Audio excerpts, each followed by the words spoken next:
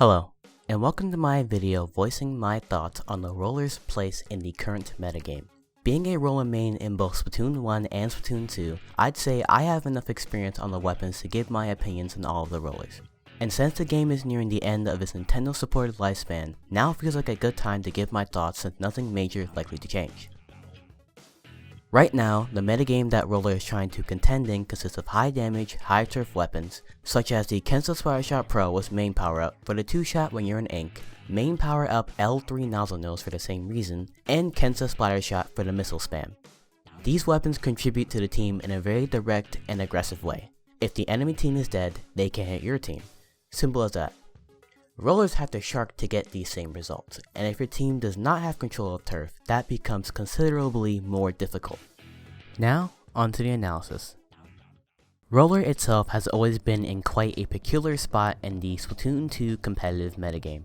The weapon has one of the strongest advantage states in the game, especially in maps with choke points and drop-offs. The weapon has one of the fastest kill times in the game since it is a one-shot if the enemy is within range, bar Dynamo. Unfortunately, if the roller's team is in a disadvantaged state, the roller is nearly useless. If the roller gets stuck in base against mid to high range weapons, Splatling Chargers and Splat Shot Pro variant, things alike, they do not have the painting power to get out of the choke point and the team is almost stuck in a 3 vs 4 situation depending on the roller you are using. However, if the team has very good turf control and has the enemy stuck in a choke point, the roller is free to roam wherever they please, sharking, flanking, and having the enemy team constantly paranoid of your location. Speaking of location, Roller excels when the enemy team does not know where you are. This is why you need your team to put as much ink as possible so you can shark around without revealing your location. This is also the reason why Ninja Squid is so popular on every roller except the Dynamo. That being said, Roller isn't as strong in league battle since the enemy team is likely to communicate your exact location very well once you've been spotted even once. When it comes to gear sets, Roller is quite the chunk-hungry weapon. If you were to play Roller with level 1 gear and then switch over to maxed out gear, you definitely feel the difference. Roller has a few key stats it needs to accentuate its strengths. Send speed up, main power up to increase its kill distance, not mandatory though, and ink saver sub as this is its main method of movement and applying pressure unless you're playing the Dynamo. And you may also need other specialized skills depending on what roller you're using. Ninja Squid is good on almost every single roller, even the Dynamo depending on how you play it, and Quick Stealth Jump is a go-to for every aggressive weapon in the game. Quick Respawn is also a good stat if you play an extremely aggressive roller and expect to trade often. There isn't exactly a bad stat on roller per se, other than run speed up, so experimentation is encouraged. Now, onto the rollers themselves.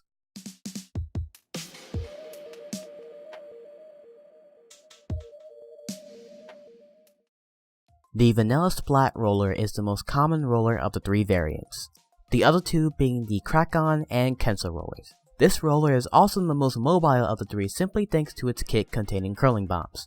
The curling bomb solves the weapon's problem of not being able to make pass through ink quickly, but it lacks the ability to properly apply pressure when compared to things like the suction or splat bombs. In this case, the pros heavily outweigh the cons. Its special, however, is arguably the worst of the 3. Splashdown on this weapon isn't the most useful because if you didn't kill them in the first hit, chances are they're already running so the splashdown will miss. As a panic button, it doesn't do much in competitive play as good players will most of the time shoot you out of the air before you can slam into the ground. Super jump baits also don't work because good players will watch your specials and simply back up from the jump if it's up. That being said, even with the drawbacks I listed, this weapon is in my opinion the most viable of the 3 normal rollers simply because curling bombs are so viable for this weapon.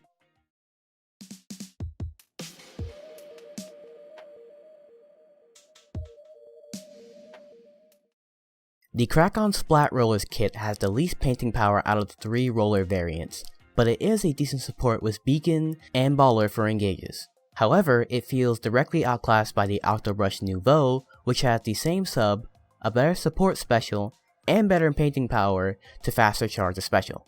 The roller already needs a decent amount of chunk investments, so having to throw sub power up on top of that to make the beacon stronger can cause it to struggle a bit depending on what you need to sacrifice. It also has no aggressive bomb, so unless it has its special, it will have to rely on its flicks to get any paint down. This roller, in my opinion, is the least viable, especially if your team is not heavily oriented in turf control.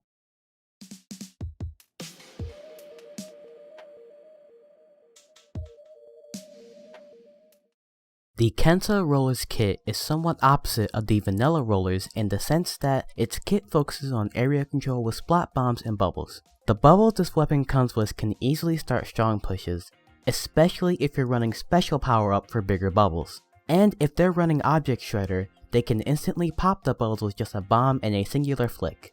If your team isn't that paint heavy and you really want to use the roller, this is probably the best option.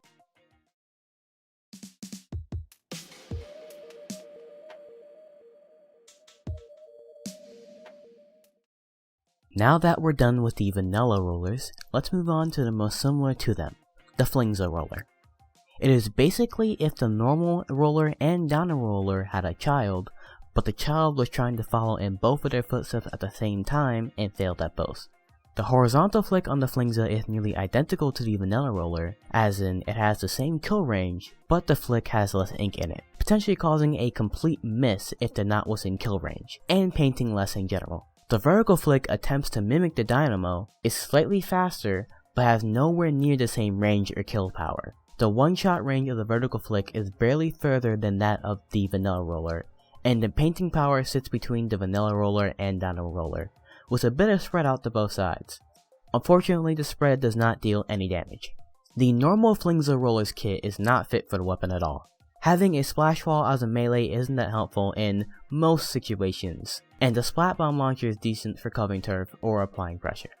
The foil Flingza actually has a good kit, the exact same kit as the Kenta Splatter Shot. It gets completely outclassed by the Kenta Splatter Shot and the other rollers, so there really isn't much point to using either of the Flingzas if I'm being perfectly honest.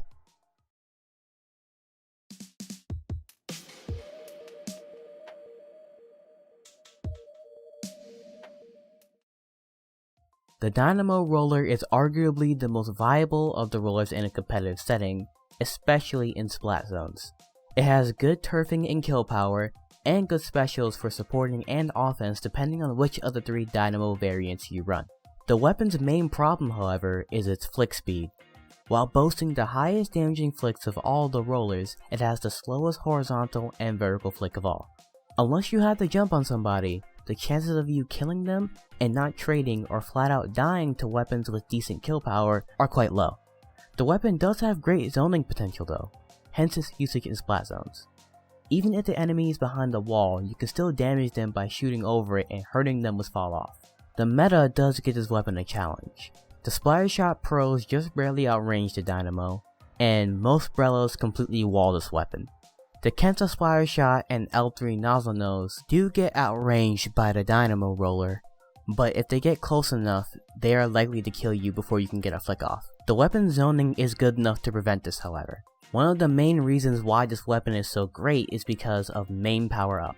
Enough chunks of this can considerably increase the weapon's one-shot kill range and make the fall off damage enough to flat out kill people over walls. This is great for maps such as Blackbelly Skate Park, which has lots of ledges where it's normally difficult to kill someone standing up top. The only other thing holding the weapon back is its ink capacity. You only get about 5 shots before you completely out of ink if you're not running any main saver up. That being said, this is still arguably the most viable of all the rollers for competitive play.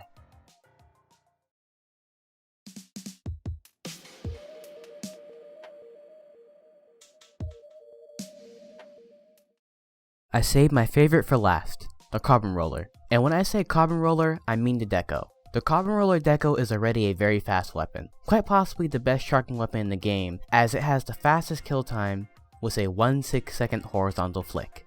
It can technically have the highest effective range out of all rollers if you give it enough sub power up, and is recommended as burst bombs are amazing for this weapon. It can deal with mid-range weapons, forcing them to back off, clean up kills your flicks can't quite finish, and cover up turf quite well. The sub weapon perfectly accentuates the Carbon Roller. The special, Auto Bomb Launcher, is decent for applying pressure, but that isn't the reason people use it. If you're playing a stealthy playstyle, this is arguably the best roller. The normal Carbon Roller feels like a more passive version of the Deco. Being able to spam autobombs is nice for pressure, and having range is good for zoning, but there are plenty of other weapons that can fill that same role and do it considerably better. If you're playing the Carbon, it is to get kills and force the enemy team to be scared of you. In my opinion, this is probably the worst roller aside from the Flingtas. To wrap things up, here's my tier list of all the rollers in Splatoon 2. Please note that this video just states my opinions and findings on the weapons, and isn't meant to tell you what weapons you should play. Know the meta to fight the meta. Simply play what you enjoy. This is my first time making a scripted and edited video like this, so any feedback is appreciated. If you found the content enjoyable, consider liking and subscribing, and if you'd like to see more gameplay like this, I stream on Twitch. The link is in the top right and the description below. Thanks for watching!